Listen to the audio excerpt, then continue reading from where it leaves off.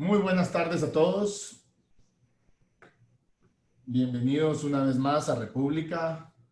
El día de hoy tenemos una entrevista, o tenemos en entrevista, a la licenciada María Fernanda Cabal. Ella es senadora del Centro Democrático de Colombia. El Centro Democrático es el partido político que formó el expresidente y senador Álvaro Uribe, que todos sabemos, pues que, o la mayoría sabemos que fueron el día de ayer, una corte de Colombia le dictó prisión domiciliar por un juicio en el que está siendo investigado, que ya entraremos en detalle. La senadora Cabal es una compañera de muchas batallas del presidente Uribe, es una mujer muy valiente, es una mujer que conoce muy a profundidad y ha estado cerca de él durante muchos años y nos va a dar una buena perspectiva de qué es realmente lo que está pasando allá. María Fernanda, bienvenida. Muchísimas gracias por tenerte una vez más aquí con nosotros. Cuéntanos, María Fernanda, para entrar en materia. Bueno, primero entiendo que el presidente Uribe tuvo resultado positivo hoy de COVID-19, ¿correcto? Sí, desafortunadamente recibimos esa historia con esa noticia hoy. Él y dos de sus hijos salieron positivos con coronavirus. Bueno, pues por favor mándales ahí todo nuestro apoyo para que se recuperen lo más pronto posible porque tienen muchas batallas por dar todavía. María Fernanda, pues aquí en Guatemala la noticia y estoy seguro que en muchos países de América Latina, la noticia no es captura, porque no es captura, de la orden de arresto domiciliario del presidente Uribe, tomó a muchos por sorpresa, a otros no tanto, porque sabíamos que él estaba sufriendo esta persecución desde hace ya muchos años. Pero cuéntanos un poco, ponnos en contexto de qué es lo que está pasando en estos momentos en Colombia y con el presidente. Claro, Rodrigo, además gracias por la invitación. Es un espacio que me agrada, te conozco hace muchos años, hemos sido activistas de viejas luchas. Es un episodio muy triste y doloroso porque la Colombia en el año 2002, Rodrigo, era una Colombia destruida. Nosotros no teníamos país. Si tú ibas a viajar de Bogotá a cualquier ciudad, inclusive cercana, a un pueblo cercano, por ejemplo a Tabio o a Tenjo, a una hora, podías ser secuestrado. Si uno iba a lugares un poquito más lejos, como podía ser el Llano, 2 horas, la pesca milagrosa estaba a la orden del día, que se detenían 30 vehículos, se bajaban las personas, se les revisaban sus cédulas y se las llevaban. Eso era pan de cada día. Colombia era un estado fallido. Lo que yo recuerdo con horror de amigos míos secuestrados, de amigos míos que fueron asesinados en intentos de secuestro. 3.000 secuestrados al año, 30.000 muertos, los peores índices en la historia. Y este señor llegó a devolvernos la esperanza, pero además a trabajar todos los días por Colombia. Y la persecución que le ha montado la izquierda y el comunismo ha sido brutal. Es la persecución que ellos siempre hacen contra quienes los combaten. Primero te desprestigian, te destrozan la moral. Uribe es el único que en este país no tiene derecho a la honra. Los mismos jueces simplemente no le han tenido en cuenta ni siquiera la defensa de su nombre, lo que ha puesto él contra una serie de televisión virtual que salió, que es espantosa contra él, pues no ha logrado que le restablezcan sus derechos. Y ve uno cómo se ensañan. Y lo triste son las nuevas generaciones que no tienen ni idea de lo que aquí se vivió. Los testimonios son miles, los reclutamientos fueron miles, las violaciones de niños y niñas miles. Y vamos por ahí, vamos ahí. ¿Tienes algún número aproximado? Yo me recuerdo que aquí en Guatemala, bueno, lo que está pasando con Venezuela ahora, teníamos y todavía la tenemos, una muy linda y grata comunidad colombiana, pero fue una comunidad que se formó a finales de los 90, principios cabalmente de la década del 2000, de gente que venía del exilio, literalmente. ¿Tienes algún número más o menos de cuántos colombianos huyeron de Colombia de 1990 al 2005, más o menos, 2003? Pues hay un estimado de por lo menos 1,5 millones de colombianos que salieron durante un lapso de tiempo, entre los últimos, por decir, 8 años. La gente se fue porque aquí no había trabajo. Cuando la gente está secuestrada en las ciudades, cuando ir a trabajar significa que te maten, lo primero que hizo Uribe con la seguridad democrática fue llevarnos a Estado donde no lo había. Entonces, la cantidad de gente que se fue especialmente a Estados Unidos, a Costa Rica, a Guatemala, claro, a España, increíblemente mucha de esa gente regresó durante el periodo del presidente Uribe. Correcto. Y María Fernanda, para terminarnos de poner en contexto lo que era la Colombia antes de Uribe, cuéntanos 5 o 6 datos. Ya nos contaste que estaban hablando más o menos de 30.000 asesinatos al mes. Y No, al Uribe año. 30.000 no, muertos perdón, al año. año. Y lo dejó Uribe, el presidente Uribe lo dejó con menos de 3.000. Que para darnos un contexto, en Guatemala, esto es con 40 millones de habitantes. En Guatemala tenemos hoy 4.000, 3.500, 4.000 y estamos contentos porque hemos mejorado muchísimo, y somos 17 millones de habitantes. O sea que realmente 3.000 en un país de 40 millones de habitantes es un número ya de, digamos, de países del primer mundo, ¿no? De países desarrollados. También nos cuentas del tema de los secuestros, que era yo recuerdo, era un tema trágico porque no era un tema de secuestros solo a multimillonarios, era un tema de secuestros realmente a cualquier persona que cruzara enfrente de estas personas. Pues entiendo que estaban alrededor de los 3.000 y lo dejó en 280 al año. Así es.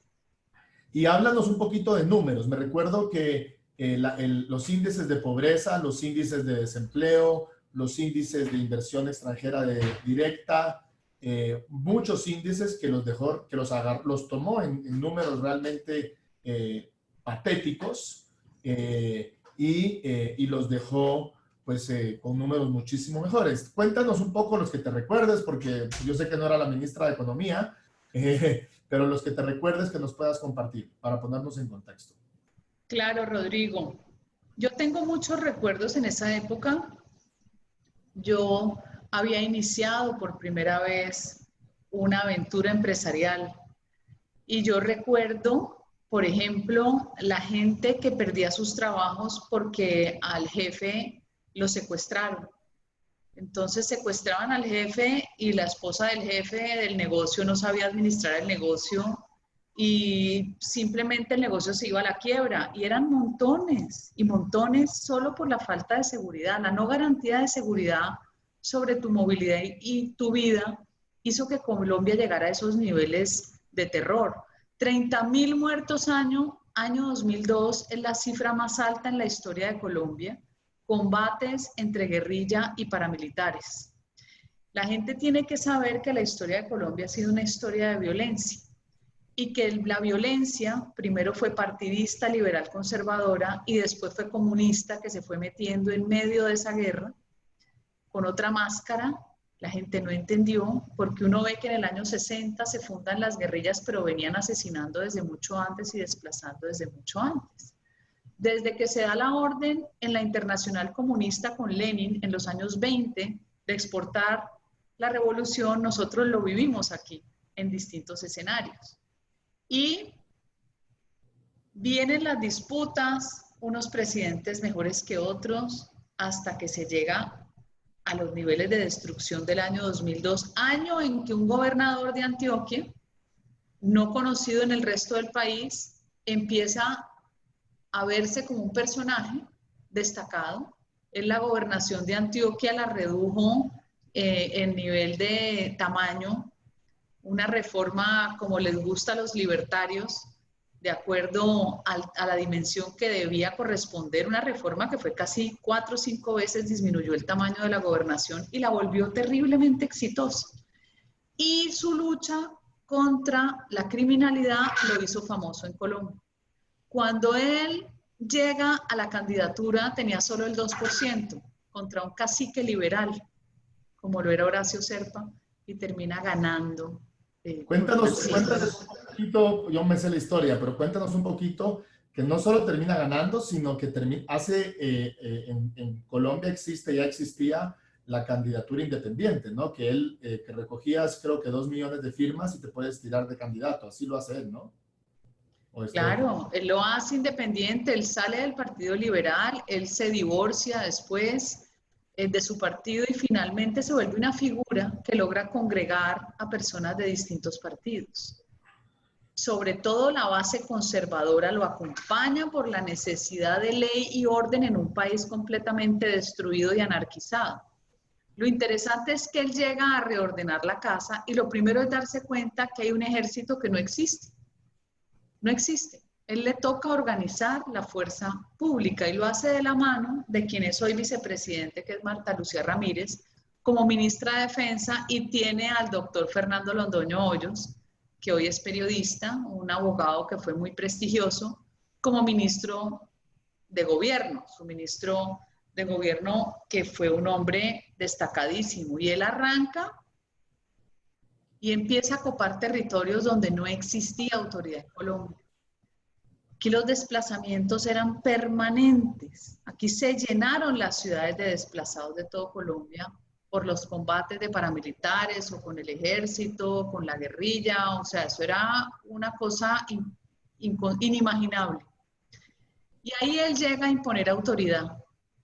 Y uno lo ve por las cifras, que es lo que no le gusta a la izquierda. Como la izquierda construye sus imaginarios y sus mitos, no le interesa ver un número, porque de entrada lo descalifica. Bajó el índice de homicidios a 12.000, de 30.000 a 12.000. Los secuestros, como dijiste, de 3.000 a 280. La profesionalización de la investigación y de los agentes de policía y del ejército para enfrentar el secuestro. Hoy yo creo que Colombia es el que tiene el mejor nivel. Aprendió a entender la mentalidad criminal frente al secuestro, desmanteló organizaciones gigantescas que además son multimillonarias y empezó un trabajo de lucha contra el narcotráfico donde logró reducir de 160.000 a 40.000 hectáreas de tierra en cultivos de coca. Y ahí arranca toda una política que a través de la seguridad la convierte en confianza inversionista. Y Colombia crece, Rodrigo, 160% en inversión privada extranjera. Es un país que le devolvió los sueños a los colombianos, nos devolvió la libertad porque pudimos volver a salir por las carreteras de Colombia. Además hay una historia, es que son tantas, Rodrigo, por eso a mí me da dolor toda esta propaganda espantosa que le montan en redes y un poco de muchachos que no tienen ni idea que en este país simplemente no había futuro. Tenían un programa de turismo que se llamaba Colombia, por las carreteras de Colombia, que era Vive Colombia, viaja por ella. Ese era el eslogan, Vive Colombia, viaja por ella. La primera caravana te repartían un catálogo para vos saber por dónde salir. Era con una tanqueta del ejército adelante, una atrás y con un helicóptero para poder enfrentar lo que se viniera. O sea, era como el Mad Max de las películas de Hollywood, pero ahora. Y la gente contaba cómo había sido su experiencia de volver a recorrer unas carreteras de Colombia, una Colombia empobrecida. No había un hotel, no había un restaurante. Mira, revivieron todos los pueblos, volvieron a revivir por la economía, la gente volvió a vender sus productos locales, eso fue un florecimiento y en ese momento él decide bajar los impuestos para la hotelería y viene la inversión más grande en la historia de Colombia en la construcción de hoteles con marca internacional, con nombre internacional. Entonces ahí empieza cómo se va volcando todo. Por ejemplo, ¿te recuerdas índices de pobreza, María Fernanda, en cuánto los agarró y cómo? Mira, yo tengo de desempleo, 16% de desempleo, que es un horror, lo bajó al 9%, con toda la política de reorganización del Estado y de confianza. El que yo tengo de pobreza, no sé si te hace sentido, el que yo tengo de pobreza es de 80, que es similar al que tenemos hoy en Guatemala, 60, que es similar al que hoy tenemos en Guatemala, porque me recuerdo que es muy parecido al nuestro, y lo baja creo que al 30, según los números que yo recuerdo hace unos años que vi esas estadísticas. No Pero bueno, recuerdo, pero él logra disminuir la pobreza absoluta y logra consolidar una clase media con mejores ingresos. Por en pocas ejemplo, el palabras, ser... perdón, en No, pocas él fue palabras, revolucionario en ese sentido. Por ejemplo, el Servicio Nacional de Aprendizaje, que es el SENA, donde van los muchachos que tienen pocos recursos para acceder a la universidad, van a una carrera técnica, tecnológica, de 800.000 estudiantes lo pasó a 8 millones. O sea, ese es Uribe. Uribe es un fenómeno que trabaja desde las 6 de la mañana en la Casa de Nariño, tenía equipos de trabajo en distintos salones. Por eso los sábados, que uno estaba descansando en su casa, prendía el televisor y contrario a lo que le pasaba a uno con todos los presidentes, que uno inmediatamente cambiaba el canal, uno se quedaba oyendo a Uribe en los consejos comunales y era una memoria impresionante, resolviéndole la vida a la gente. Ese es Uribe, ese es su legado. Fue presidente 2 veces, puso 2 presidentes y creó 2 partidos, donde yo estoy en el Centro Democrático, que es el partido que hay que defender para defender la institucionalidad. y creo que eso que acabas de terminar de decir es importante para la gente que no lo sabe. Él gana en primera vuelta la elección del 2002, se reelige, si no mal recuerdo, con 76% de votos a favor en el 2008. Renuncia, digamos, 2006, Rodrigo. a 2006, perdón. Él apoya a Santos, que posteriormente lo traiciona y Santos gana por el apoyo de Uribe en el 2010. Santos lleva a un candidato a segunda vuelta en el 2014, que lo bajan ahí con un tema de un hacker raro y bueno, hoy estamos viendo que también con apoyo de dinero de Odebrecht, que es donde gana Santos la reelección. Y en el Sí, 2018 vuelve a poner a otro presidente, que es el presidente actual, Iván Duque, y es el senador más votado de la historia de Colombia en el 2018. O sea, podemos hablar que en los últimos 20 años es la persona con más apoyo político y con más apoyo electoral. Pero bueno, hay una pregunta acá de un señor que yo creo que no deja de tener razón en su pregunta y creo que es importante explicarla.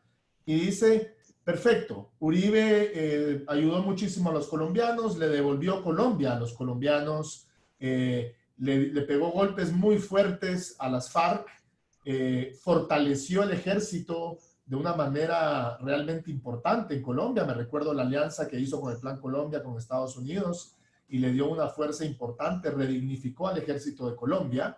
Y hoy dice esta persona, yo comparto con él su pregunta, ¿qué tiene que ver eso, María Fernanda, con lo que está haciendo hoy el acusado? claro. Dentro de la historia del mundo, no existen tribunales para juzgar a los comunistas. Las víctimas del comunismo no tienen derecho ni a la verdad, ni a la justicia, ni a la reparación. Solamente ha habido una experiencia menor en Camboya con los Khmer Rouge. De resto, usted no ve a ninguno, ni los países de la Cortina de Hierro que hicieron un esfuerzo enorme y lograron de repente judicializar a alguno por allá en Rumania. No sé si después, antes de dividirse la República en Checoslovaquia, en República Checa y Eslovaquia, si hubo algún esfuerzo, o en Polonia. Usted no ve nadie que haya pertenecido a la KGB, nadie. El comunismo tiene una forma de generarnos su violencia y después no responder por nada, porque es una violencia con disfraz político, con disfraz revolucionario, con disfraz romántico. Los Derechos humanos. comunistas y el establecimiento, que es otra figura interesante en Colombia, que es un país marcado por unas variables muy complejas, no soportaron una figura como la de Uribe. Cuando Uribe llega al poder, rompe completamente el control del establecimiento, que son las élites políticas tradicionales, los que han manejado históricamente el poder en Colombia, y el poder significa la información también para hacer negocios, que es Y la me gran imagino que muchos tragedia de ellos, de nuestros países, me imagino ¿sí? que mucho de ese establecimiento en un país como Colombia, con vínculos con el narcotráfico, las FARC y ese establecimiento con vínculos con el narcotráfico de una manera importante. Claro, pero como llevan tantos años y esa élite, que yo la llamo élite revolucionaria, esos metacapitalistas que no les importa que el país se vaya para el carajo porque ellos no pierden. Ellos no les importa nada sino conservar lo de ellos, y usted lo ve en distintos escenarios cómo sobreviven por encima del cambio de régimen. Ellos no pierden, ellos negocian, así sea a través de la extorsión, de la connivencia, lavándole activos a unos y a otros. Ese régimen perverso es el que se ha encargado de no dejarnos progresar como país. Llega Uribe y le corta el control al régimen. Ya no era la familia Santos del periódico El Tiempo que con un teléfono llamaban y controlaban un presidente. Es un presidente que por su origen antioqueño, la gente de Antioquia es mucho más, por decirlo, afín al pueblo, es menos elitista, más pueblerina, por decirlo, pero en un término bonito. Esa afinidad con el pueblo hizo que la gente lo adorara. Uribe salió del gobierno con el 80% de popularidad. Yo creo que muy pocos presidentes en el mundo lo han logrado. Y a Uribe no le perdonan el haberle quitado el poder al establecimiento y haber derrotado al secretariado de las FARC, que en el imaginario ya la gente pensaba que era intocable. ¿Y es por esto que lo están persiguiendo hoy? O sea, podemos hablar de que Uribe Sí. se pelea.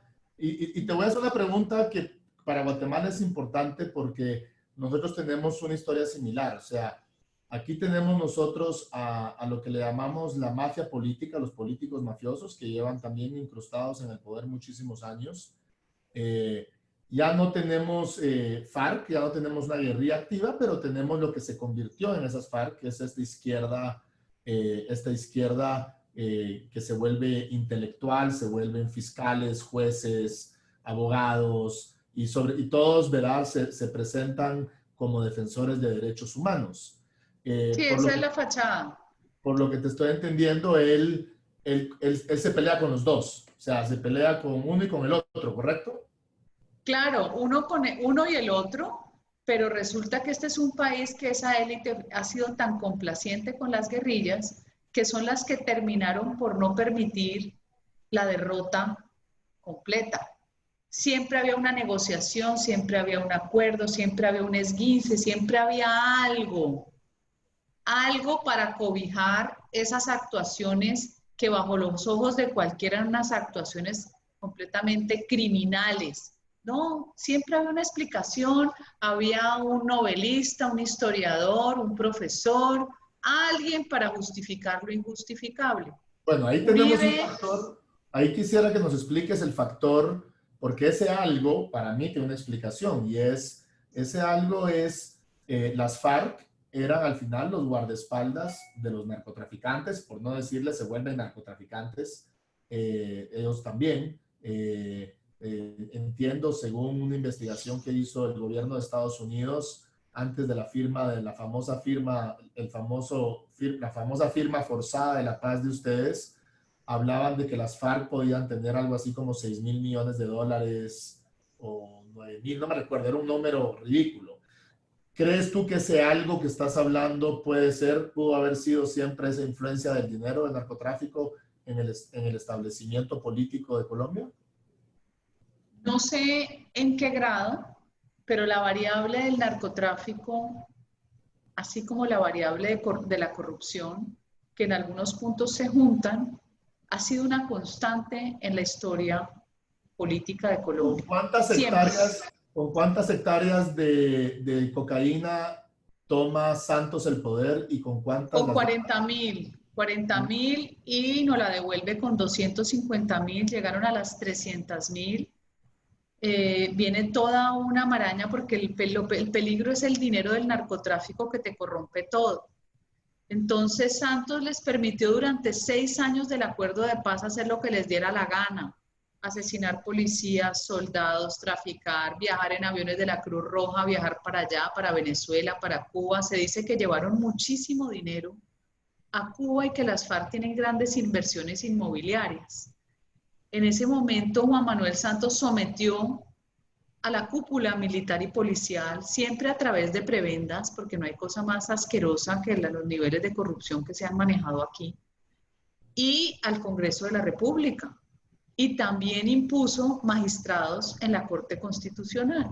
Entonces él organizó todo el engranaje para poder sacar un acuerdo que además estaba seguro que iba a ganar en un plebiscito, donde se la metió toda. Fue una aplanadora, donde yo puedo decir, modestia aparte, que fui de las pocas que se atrevió a decir que íbamos a ganar. Y tengo un testigo, que es la testigo creíble, que es la periodista Salud Hernández Mora. Se lo dije la noche anterior. Yo caminé las calles y yo sentí la gente, y la gente de los barrios populares de origen campesino, que es la gente que ha vivido la violencia guerrillera. Cuando pasa esto, se descontrolan, pero Uribe comete el error de anticiparse y darle una salida rápida a un diablo como ha sido Santos. No era necesario resolverle el lío a Santos. Déjelo un ratico y después vea qué hacemos. Pero la angustia de Uribe era que después lo culparan de él ser el que había reventado el acuerdo. Cuando finalmente votamos fuimos los colombianos, uribistas, no uribistas, sin partido, con partido, eso no importaba. Era una decisión de la voluntad popular por fuera de una elección con candidatos. Esto era atípico. Entonces, tal vez aterrizando ahí un poco para entrar en el caso, respondiéndole aquí a Mauricio, podemos, por lo que te estoy entendiendo, Uribe lo que está sufriendo ahorita es una venganza. O sea, yo leí una columna de una periodista colombiana que entiendo que es un poco polémica, que se llama Vicky Dávila, o sea, no es necesariamente amiga del uribismo, pero ella decía, ¿quiénes son los enemigos de Uribe que se pueden beneficiar con esto? Bueno, y la lista era enorme, es algo así como 20 directos, o sea, realmente increíble la cantidad de gente directamente que se podía beneficiar de esto. Entonces, tal vez ahí entremos al tema del contexto del caso. Si nos puedes resumir en un par de minutos de qué se trata el caso por el cual claro, le dan... Uribe tiene, Rodrigo, Uribe tiene en su vida archienemigos, como el Guasón. Tiene unos enemigos declarados abiertamente y uno de sus peores enemigos es el senador Iván Cepeda, hijo del señor Manuel Cepeda Vargas, que era de la Unión Patriótica. Su papá fue asesinado. El Estado se le responsabilizó del asesinato de su padre. Yo no me he leído el expediente, pero yo sí sé que la Unión Patriótica fue el partido político de las FARC y que las FARC siempre siguieron combinando las formas de lucha, como lo hacen hoy. Usaban la legalidad y mezclaban la ilegalidad. Y viene una matazón que sufren ellos, pero lo que ellos no cuentan de la Unión Patriótica es que muchos de sus victimarios eran de las mismas FARC, porque al comunista no le gusta contar que ellos hacen purgas internas, ni tampoco nos cuenta la UP que tenía un enfrentamiento con otro partido comunista, con otro movimiento que se llamaba Esperanza, Paz y Libertad, que se desmoviliza antes que las FARC, pero se disputaban el control de los sindicatos bananeros más importantes en la región del Urabá, y esta muerte produce, esta confrontación produce las masacres más bárbaras que usted se pueda imaginar. Esto era una matazón permanente entre ellos mismos. Eso no lo cuentan, porque ellos solo cuentan un pedazo de la historia. Entonces, cuando llega Uribe al poder y empieza a tener control de un país y el país empieza a crecer, toda esta élite revolucionaria bogotana, cachaca, con una mezcla de la corrupción tradicional, ve que hay una afectación a sus intereses. Por eso es que cuando él pone de sucesor a Andrés Felipe Arias, su ministro de Agricultura, que es un muchacho que ha tenido académicamente, ha sido sobresaliente, muchacho economista de primer nivel de Columbia University, tenían que destruirlo.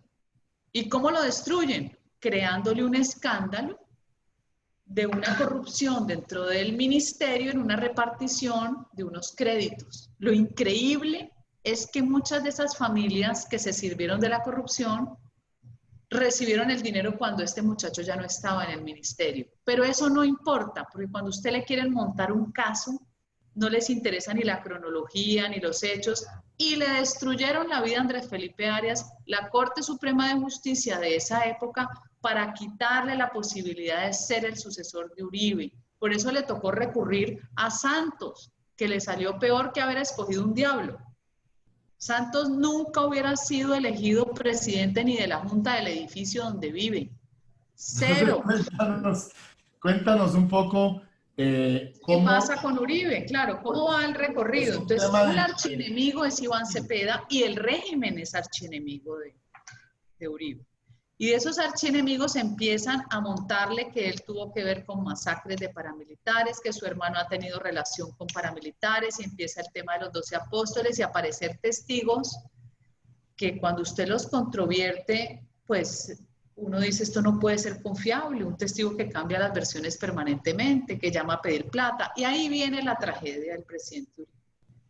Porque él denuncia a Iván Cepeda por información que a él le llega, de que Iván Cepeda, Piedad Córdoba, el mismo Iván Velázquez, iban a las cárceles. Primero iban las ONGs a las cárceles con el Comité de Solidaridad por los Presos Políticos, que tiene un nombre tan bonito, pero usted verá los presos tan miedosos que van y visitan a las cárceles. Guerrilleros con 60 años de prisión, 50 años, pero eso es todo romántico, ¿no? Con un moño, le falta ponerle un moñito. Entonces, visitaban primero las ONGs y a los 2 días entraba Iván Velázquez a judicializar la prueba como magistrado auxiliar de la Corte Suprema en plena época del tema de la parapolítica.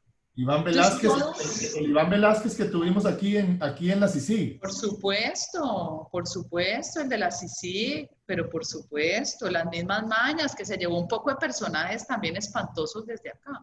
Y recogió otros espantosos de ustedes. Bueno, más... Perdón. Fue aquí mala mía. Bueno, entonces, con esas denuncias Uribe cree que va a irle bien en la corte porque está aportando pruebas y resulta que le archivan a Cepeda, da la vuelta al caso y la misma denuncia de Uribe se le vuelve en contra. Lo que a mí me parece curioso, que es donde hay que leer, por ejemplo, a la defensa suya, que es Jaime Granados, y la defensa del abogado Cadena, que es a quien están involucrando en la compra o pago a testigos para cambiar versiones, son hechos, sin yo ser rigurosa en el tema jurídico, son hechos donde, por ejemplo, el testigo más importante, que es el señor Monsalve, que dice que era hijo de un mayordomo, nunca estuvo en esa finca ni conoció la finca de Uribe. Es como un testigo que le inventan al coronel Plazas Vega, igual a los coroneles de ustedes que los condenan. El coronel Plazas Vega que le inventaron los desaparecidos del Palacio de Justicia, los 11 desaparecidos que ya aparecieron 6 con las pruebas de ADN y el resto están en cajas y no los han podido identificar porque están calcinados. Pero dentro de la inversión revolucionaria y el mito guerrillero se inventaron la desaparición exculpando al M-19, que fue el que entró a quemar con plata de Pablo Escobar los expedientes y a quemar vivos a los magistrados. O sea, ellos son capaces de todo con su mentalidad criminal. Entonces, hablando un poquito del M-19, María Fernanda, cuéntanos un poco cómo el M-19, que es una guerrilla urbana intelectual de los 80, se desmoviliza. Y bueno, de ahí salen personajes como Petro. Petro, hoy candidatos presidenciales, defensores, fiscales, jueces. Entiendo que Iván Velázquez muy cerca de ellos. Es más, aquí tuvimos a Piníos, yo lo tuve en la audiencia de nuestro caso. Pinilla Cogollo, M-19. Correcto. Cuéntale un poquito a la audiencia quiénes eran ellos y cuál es su poder hoy en las Cortes de Colombia. El M-19 se dibuja a sí mismo como lo que usted lo describió, pero yo no les creo, porque dentro de las fuentes de información que salen en la historia, por ejemplo, aparece una entrevista de Jacobo Arenas, un viejo líder de las FARC, con Jaime Bateman, líder FARC que pasa a ser líder del M-19.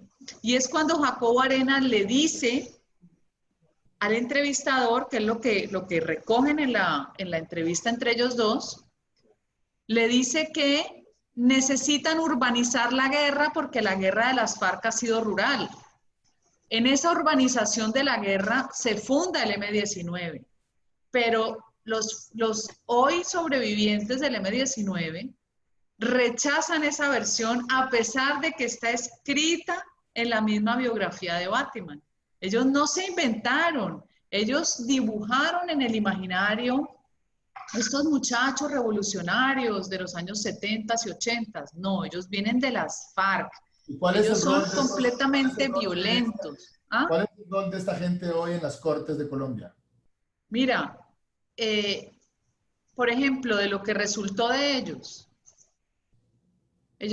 usaban para secuestrar a su gente unas famosas cárceles del pueblo, que ustedes las pueden ver en Google, cárceles del pueblo del M-19, donde metían a las personas en jaulas. Sus métodos eran bárbaros. Ellos asesinaron un líder sindical porque no les caminaba. Era un líder negro que se llamaba José Raquel Mercado. Le pusieron una carnada diciéndole que se iba a ver con una novia y lo asesinaron como si fuera un perro. ¿Qué pasa con el M-19? Cuando deciden tomarse el Palacio de Justicia, ellos estaban seguros de que iban a hacer abdicar, renunciar a el señor Belisario Betancur, que era el presidente. ¿Por qué, Rodrigo? Porque Belisario Betancur fue un presidente blandito, complaciente con la izquierda. Todo el tiempo lanzaba palomas de la paz al aire y terminó sacando de prisión a todos estos bandidos que el presidente anterior, Julio César Turbay, había metido preso. Se multiplicó la guerrilla como el cáncer, el EPL, el M-19, el ELN y las FARC. Esto se volvió imposible.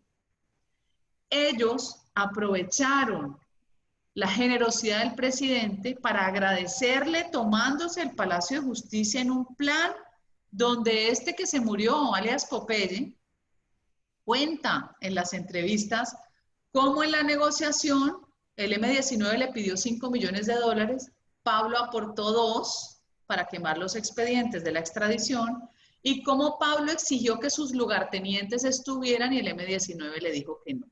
Lo primero que hicieron en esa incursión fue degollar a los guardas de seguridad que estaban en la entrada del palacio y seguir ahí a generar una matazón, que lo más impresionante es que están los testimonios de los magistrados sobrevivientes.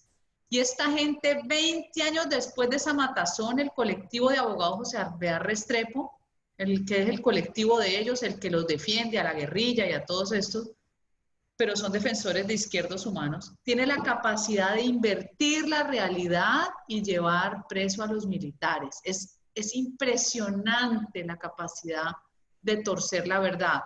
¿Qué pasa con el M-19? Que muchos de ellos terminaron en las facultades de Derecho entrando a la judicatura. Otros se fueron a las cancillerías también.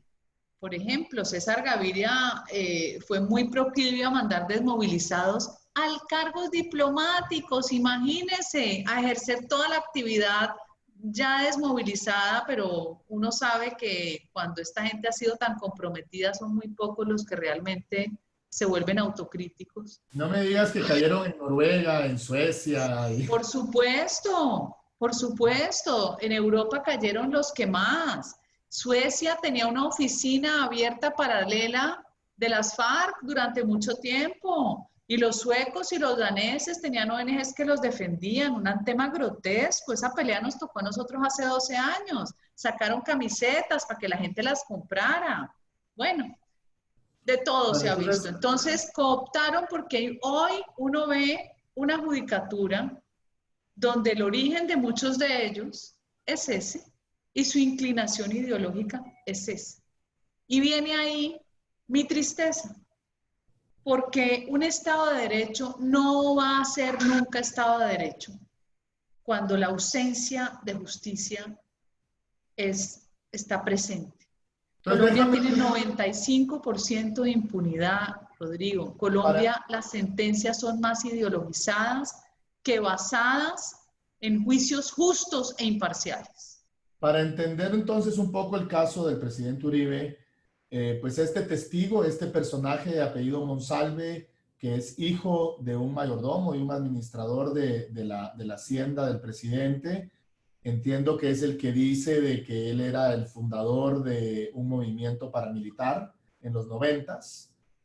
con su hermano. Eso es, digamos, lo que leímos acá en Guatemala. Pero entiendo que el padre de él, que sí era el que trabajaba en la hacienda, dice lo contrario. Dice que no es cierto eso. ¿Cómo es Así posible es. por qué la opinión o la voz de Monsalve Jr. pesa más que la de Monsalve Sr.? Pregunto. Porque a mi criterio necesitaban instrumentalizar un testigo que llegara hasta el final. Yo entiendo que es un testigo que está desacreditado en otros procesos. Monsalve no resiste un examen de un psiquiatra forense. Perdón, No lo eso te iba a resiste. preguntar. Monsalve está preso, ¿no? Está capturado. Él está preso y condenado No por... sé dónde ha recibido toda clase de privilegios porque esta misma corte estableció que peligraba su vida, que eso es lo que dicen siempre.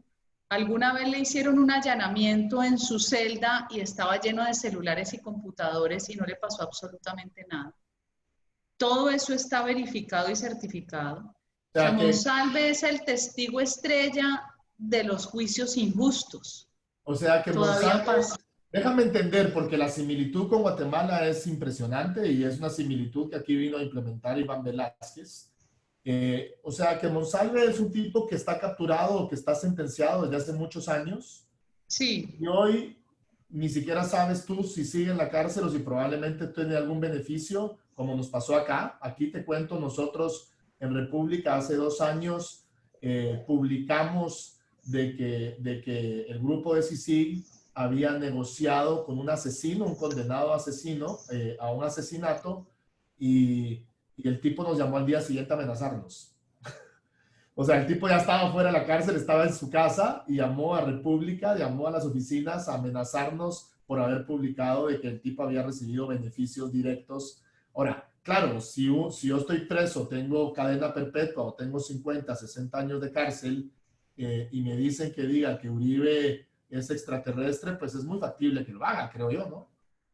claro, pero además ha pasado por manos de ciertas ONGs de curas jesuitas de la Teología de la Liberación que están tan identificados porque son expertos en poner a la gente a mentir. Es una capacidad demoníaca. Yo digo que son los eh, estos diablos que se disfrazan de sotana, ¿no? Sí, no, son Acuérdense que descaradamente. ustedes en Centroamérica los vivieron a todos, en Salvador, Nicaragua, Guatemala, eso eran los jesuitas de la Teología de la Liberación, había claretianos, redentoristas, esos están vivos y coleando, sobre todo ahora que les dio juego el Papa Francisco, Aquí los Leonardo hemos... Boff. Acá los heredamos en Colombia, acá vinieron varios españoles curas asesinos, participaron en invasiones de tierras, matando trabajadores y es parte de nuestra historia llena de dolor, ¿no? El cura Manuel Pérez del País Vasco, el cura Domingo Laín, nosotros hemos recibido aquí mucho salvaje. Y va a ser siempre igual, Rodrigo, porque el patrón es idéntico. Entonces le creen a un testigo desacreditado, después van sumando otros testimonios a ver qué les pega, pero lo más triste y lo más peligroso para cualquier ciudadano que presuma que le van a respetar sus garantías judiciales, sea el que sea, ahora le tocó a Uribe, es que esta corte ordena una interceptación ilegal ordena una interceptación sobre el teléfono de Uribe en otra investigación de un senador. Ah, sí, la que fue por error.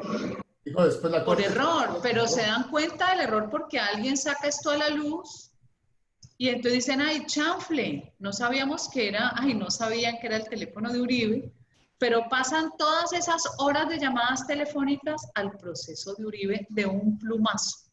Entonces, a mí que me digan, si uno puede confiar en una justicia que utiliza estos métodos que en cualquier país medianamente serio del mundo serían inmediatamente declarados ilegales.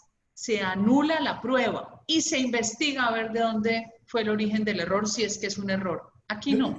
Yo te quiero hacer dos preguntas acá, María Fernanda, y es uno, el presidente Uribe en Colombia, entiendo yo, los expresidentes tienen inmunidad. Y mi pregunta es, ¿él renuncia a esa inmunidad No, cuando se no, tira para no, senador, correcto? no, no. Él ¿Cómo es tiene la cosa? inmunidad en el periodo en que es presidente, pero su Ah, inmunidad no es permanente. Al él entrar a ser senador, él queda en la jurisdicción de la Corte Suprema. Los que no están aforados, que no son senadores ni ministros, quedan en la jurisdicción de la Fiscalía. ok, ok. Y mi otra pregunta es, ¿desde cuándo sabía el presidente Uribe que esto que pasó ayer podía pasar? ¿Y por qué no pidió asilo político en algún país como lo hacen pues la mayoría de políticos del mundo? Porque él es un hombre que sobrevivió a más de 30 atentados terroristas. Él no le tiene miedo al miedo. Él siente que a pesar de todo lo que le han hecho, y yo creo que lo peor que le hicieron ni siquiera es esto. Esto es el trofeo para la izquierda exhibir la cabeza como cuando usted lo mandan a la guillotina. Pero esto les puede salir mal a sus enemigos, porque esto revivió el espíritu uribista y del amor por un hombre que es un espíritu que estaba dormido. Este gobierno no ha sido especialmente exitoso en recoger las bases uribistas y conservadoras. Este gobierno cometió el error de creer que podía gobernar para todos con esa ilusión pues del gobernante ingenuo y creyó que complaciendo a sus adversarios iba a gobernar más fácil. Pero este es un país tan mezquino, tan difícil, tan anarquizado que si usted no trabaja con rienda firme y no impone y ejerce el poder, a usted se lo comen las circunstancias. Entonces, esto que pasa hoy con Uribe revivió ese espíritu uribista y esa rabia que nos da con la injusticia que vivimos permanentemente en Colombia. Es una injusticia que es repetitiva. Nosotros queremos una justicia con estatura, con dignidad. Entonces, puede que sí, la izquierda hoy celebra, toda esta izquierda mundial, porque todos ellos tienen tentáculos. Alguna vez en un viaje me encontré yo un personaje en un avión miedoso y lo fue a recoger allá en Guatemala llegando a su tierra. Yo dije, oh, ¿qué estarán tramando aquí? Donde puedan hacer daño, llegan ellos y tenemos que saber qué están haciendo. Hoy está Uribe con domiciliaria, con las pruebas que te digo. Hasta hace 3 horas no había salido la decisión, no se la habían entregado a los abogados defensores. Rodrigo, dicen que es de Espérame 1.400 hojas. Una medida de aseguramiento de 1.400 hojas es una vergüenza. Uno debería prohibirles escribir tanta carreta.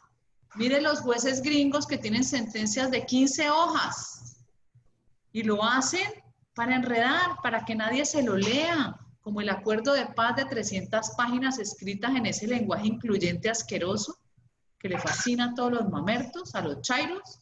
Entonces, aquí lo que vimos, 1.400 páginas para justificar una domiciliaria. Increíble. ¿Por qué no podía defenderse el presidente Uribe en libertad? ¿Por Bueno, qué? ¿Acaso era una amenaza? Él no era una entiendo que es amenaza. la misma corte que deja a Jesús Santrich, al exguerrillero que hoy está prófugo por narcotráfico y lavado de dinero en Estados Unidos. La Eh, misma, es la la misma misma. corte que a él le Así da es. libertad para defenderse en libertad.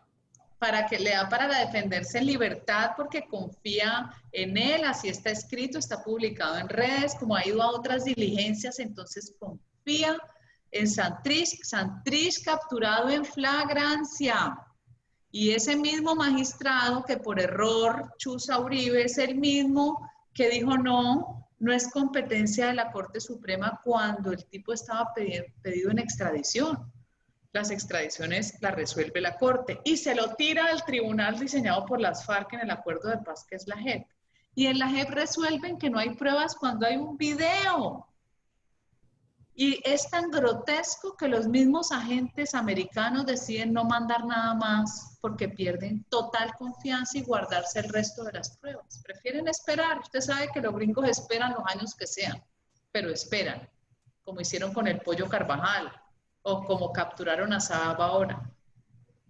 Y María Fernanda, ¿cuáles son, nos quedan 8 minutos, cuáles son los siguientes pasos? ¿Cuál va a Sí, ser la posición del Centro Democrático, hay por un muchas lado, y acciones. cuáles son las acciones legales? Si nos las puedes dar en unos 3, 5 minutos máximo. Claro, él tiene sus abogados van a apelar la medida de aseguramiento. El problema es que la apelación es con los mismos, pero en sala plena. Ok. Eso tampoco es una garantía. Aquí crearon un Ahorita remedio de fueron doble 5, ¿no? instancia. Ahorita fueron 5 y Son en sala. 5, la plena se supone que son 23, pero sí, son 23, creo. No recuerdo, son 23, Corte Suprema.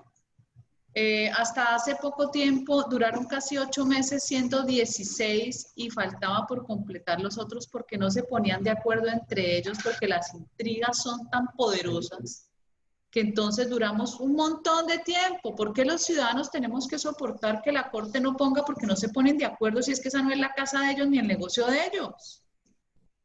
¿Sí me entiende? Eso retarda todas las No te decisiones que entiendo. se tengan que Yo no te tomar. entiendo, ¿eh? Yo lo estoy viviendo en carne propia eso. Yo Bueno, llevo 2 años con mi caso en apelación porque no se ponen, porque no resuelven.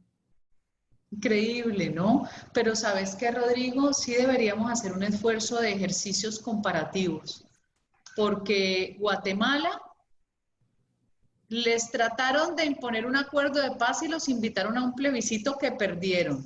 Se los metieron por el Congreso. Los llenaron, como dice uno acá en Colombia, de micos, ¿no? Y dejaron un Estado completamente atrapado, con unas cortes. Bueno, yo lo que alcancé a ver, si nosotros tenemos cosas horribles, ustedes son la tapa. Tribunal de Constitucionalidad que se le vence el término y no se van. O sea, una cosa vergonzosa. No, Una inseguridad jurídica y ahorita la material Corte, total. para que sepas, la Corte de Constitucionalidad de Guatemala tenía una investigación, 3 magistrados, y ellos se autoampararon. Así es. Se autoampararon. Sí.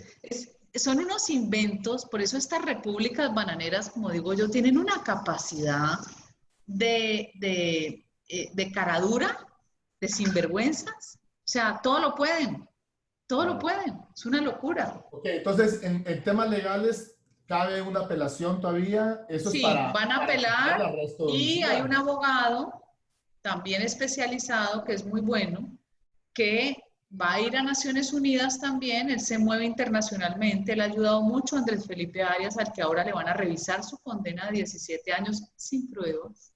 Entonces van a revisarla y ese abogado dice que es una violación a sus derechos fundamentales porque la libertad es tu derecho más importante después de la vida.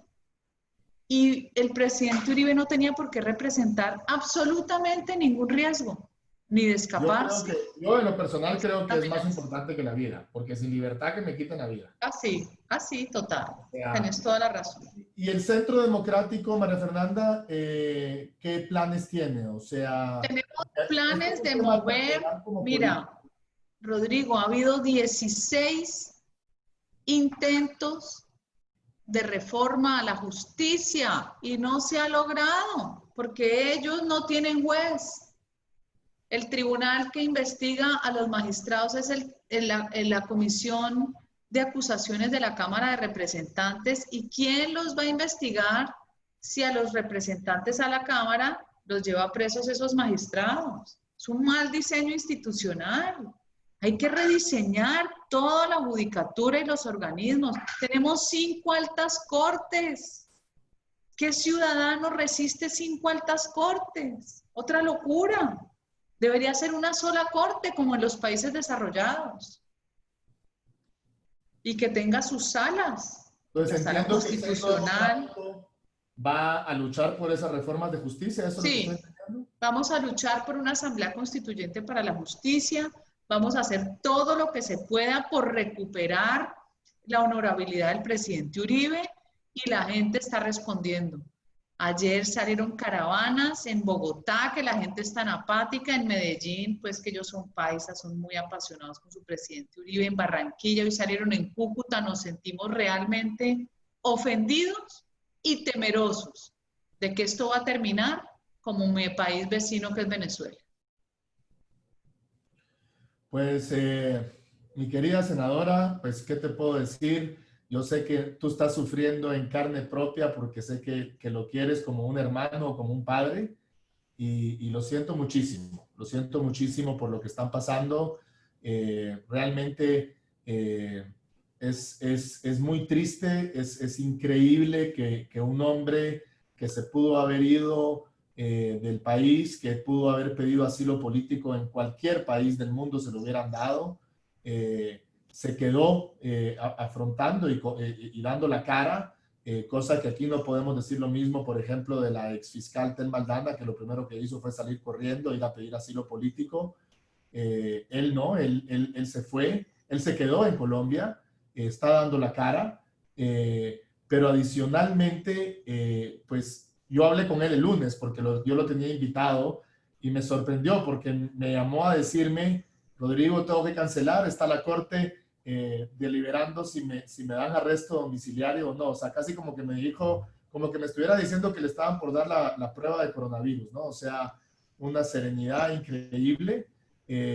Yo lo que te puedo decir que viví algo muy similar a lo que él está viviendo en una proporción muy pequeña, mucho más pequeña, no puedo compararme, pero digamos similar en sentido de acusación es que esta gente, cuando no tiene pruebas, literalmente la verdad los alcanza. Y el presidente, yo creo que tanto el presidente como Colombia va a salir fortalecida de esto.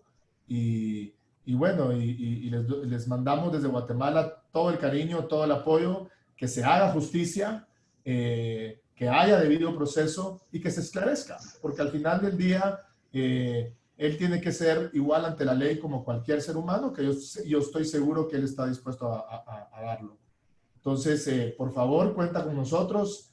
Aquí tienes amigos en Guatemala y pues bienvenida y estás aquí invitada para cuando quieras. Te agradezco muchísimo por tu tiempo y por favor, pues toda nuestra fuerza y nuestra esperanza y nuestra solidaridad con ustedes y con el presidente. Gracias, Rodrigo. Y queda en pie la propuesta de empezar a hacer estudios comparados y vas a ver más coincidencias que diferencias. Será una buena idea. Que tengas feliz noche y muchas gracias. Chao. Gracias a Gracias. todos por acompañarnos el día de hoy.